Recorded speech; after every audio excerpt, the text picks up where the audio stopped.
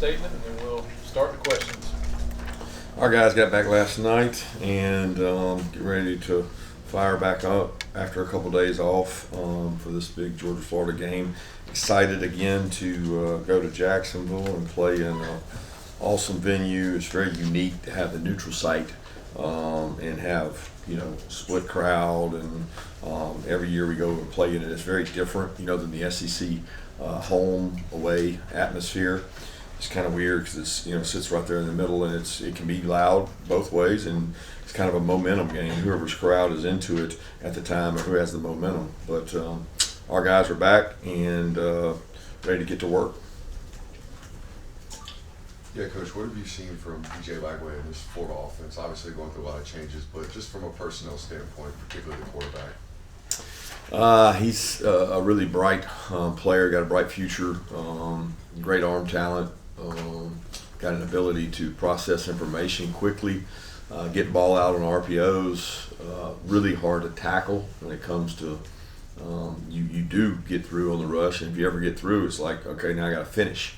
And finishing on a guy that size is harder than you think in terms of him and his escapability and ability to kind of lengthen plays and do things. So he's done a good job. He's improved. We kind of watched him grow before our eyes throughout last year and this year, and he's surrounded by a really talented group of wideouts and a really talented offensive line. I mean, they're physical on the offensive line. It seems like they got guys that have been playing there for a while, and that complements his style very well.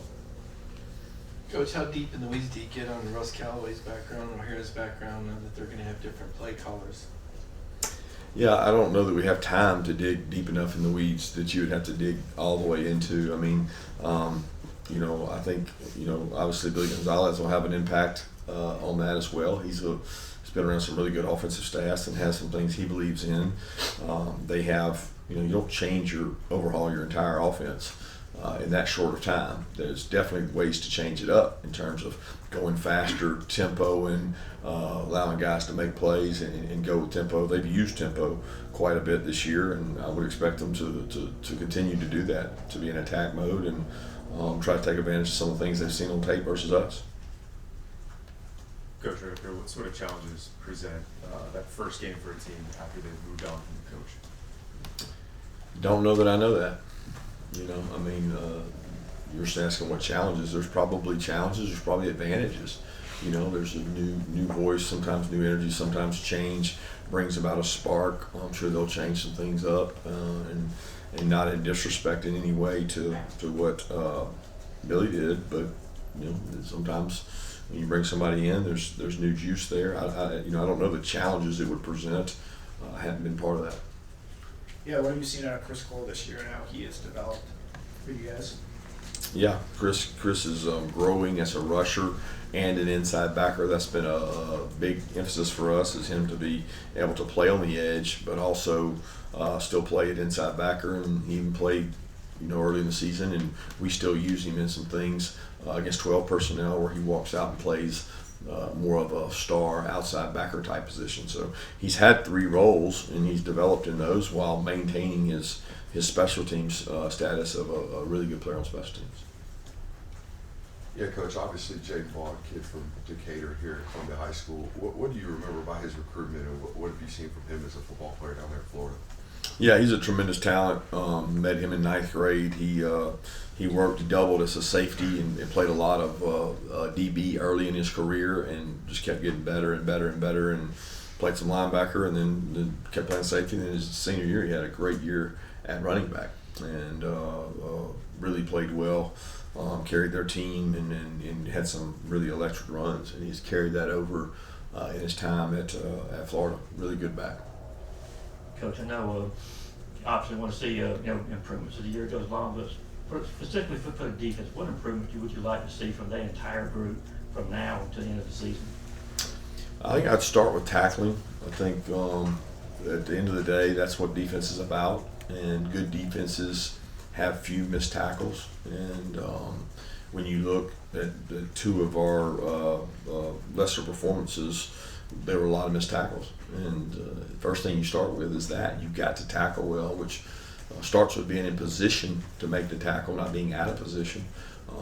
But tackling well is key. Third down defense, I'd like to see us get guys in third and long because we're pretty successful when we get guys in third and long. But that starts with first and second down. And so it all carries over and it kind of all bleeds into each other. Kirby, off topic, the comedian Nate Bargatze was making his pitch on College Game Day to get a high-profile recruit to go to Vanderbilt. Does anything surprise you in recruiting, or is that a new one for you? No, I mean, I don't get caught up in it much, Mark. I don't look at the stuff like that and just recruit the best job we can and sell what we have and talk to the kids and communicate with the kids that we talk to and trust them for what they tell us and not get into gimmicks and propaganda stuff. Coach, another 10,000-foot question. With Brian Kelly being fired, guy won more than 70% of his games. It seems like the expectations in the new college landscape has led to more mid-season firings. What do you make of the state of the game, and is there any sort of danger here? I don't know. I mean, it's the world we live in. Everybody's got a voice. Everybody listens to somebody. A lot of I don't know enough about that situation, to be honest with you. That specific situation. I think you're asking a general view, but I don't know enough about what's going on over there. Got enough things to worry about in our own house, and that's what I focus on. It's obviously a tough situation on everybody. I mean, let's be honest. It's the players dealing with it, fans dealing with it, coaches dealing with it at this time in the middle of a season. I think there's so much built around the playoffs, and it's like everything's boom or bust, and you can't have a normal season. People got to make decisions earlier based on how somebody does, and I don't know enough about it. I know there's high expectations. I coached at LSU, and a guy once told me, he said, that office you're in, that's not your office. You're borrowing it. And I knew right then that if you didn't win, you wouldn't be there long. What stands out to you about Florida's receiving core this year? Size, speed.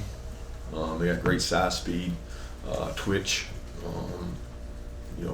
movement at the line of scrimmage, ability to make plays down the field, break tackles, block, crack, in the run game, involvement in the run game. They do a really good job getting their wideouts involved in that, shift motion to get them open.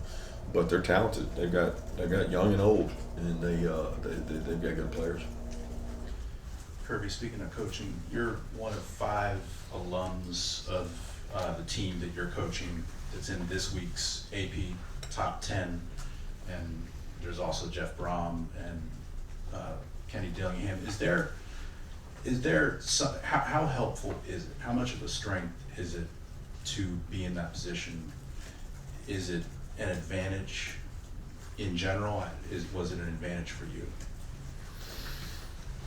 I don't know. I mean, there are advantages in terms of the people the people you're connected to, the infrastructure that you know about, whether it's institutional infrastructure or it's fan base infrastructure. I mean, I think there's an attachment and you understand it well. There's also a burden that comes with that in terms of I've been other places and you never have to worry about keeping people happy that played there before. Or the people that were involved there before, or feeling like your time is their time in terms of, I'm not just talking about alumni, I'm talking about, former players in Letterman, I'm talking about alumni and everybody else. So there's advantages and there's disadvantages to it. I don't know if that's correlated to anything or not in terms of it. I would have thought during the NIL fundraising days it probably helped. But it's not, that's not as prevalent right now. It's a little more rev share, and you get your piece of the pie and you spend it how you see fit. Whereas before it was, how much can you go out and raise? So that might have helped some in the last couple of years. Yeah, do you have any further update on Kyron Jones and his foot injuries dealing with, and also just kind of like Dash asked earlier, what do you want to continue seeing out of the secondary coming out of the bye week into this last 5 games of the season? Yeah, we'll keep seeing growth. We'll keep seeing guys getting better. Again, number one thing you can do in the secondary is tackle. So when you get an opportunity to tackle somebody, you got to get them on the ground. You get opportunities to make plays on the ball. You got to make plays on the ball, and then you got to make some plays where you punish people when they make mistakes and catch the ball. So those are things we're looking for each and every week out of every group, but specifically the secondary. And Kyron, again, we're trying to get him back as soon as we can. We're hoping he's able to make it back.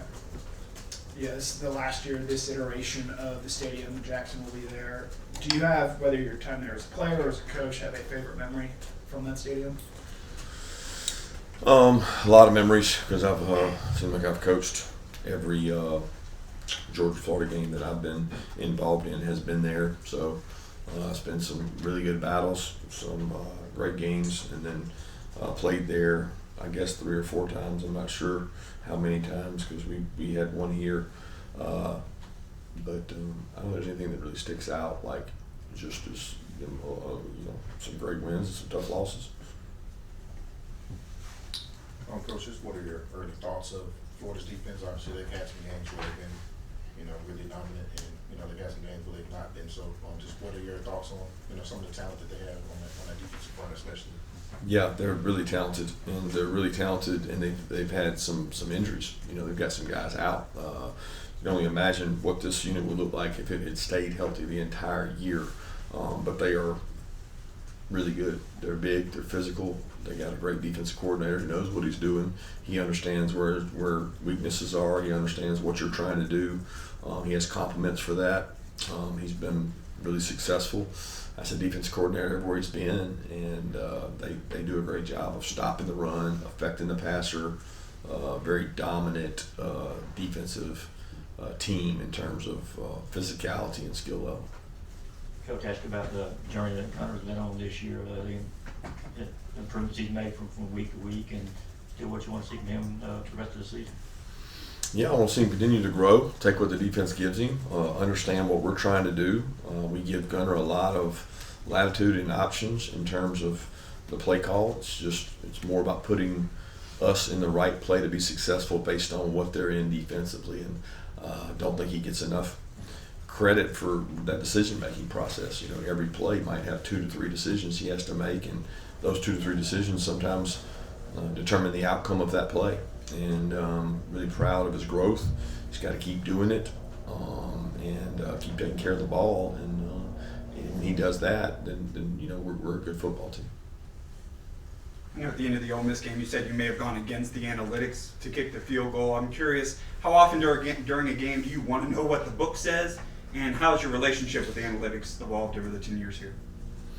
Well, when it started, I wasn't really involved in analytics. I don't know that it was prevalent 10 years ago. Maybe it was, and I wasn't, but I didn't really play a part. Somewhere around year 3 or 4, it began increasing. I probably increased the use of it every year, but the use of it doesn't mean the being chained to it. It's one of those things that I think you've got to use your gut, your intuition, but at the end of the day, I do believe in statistics and analytics, and I think it's going to be right more times than it's not. And we know every situation what it says. I don't want to be sometimes know what the book says, and sometimes I don't. I want to know what it says all the time and make the best decision in that situation. Kirby, we're going to talk to Drew Bobo in a second, but one of multiple legacies that you have here as sons of guys that you played with, that you were a part of. What's it like having those guys on the team, and what's it like coaching them and then talking to their dad afterwards?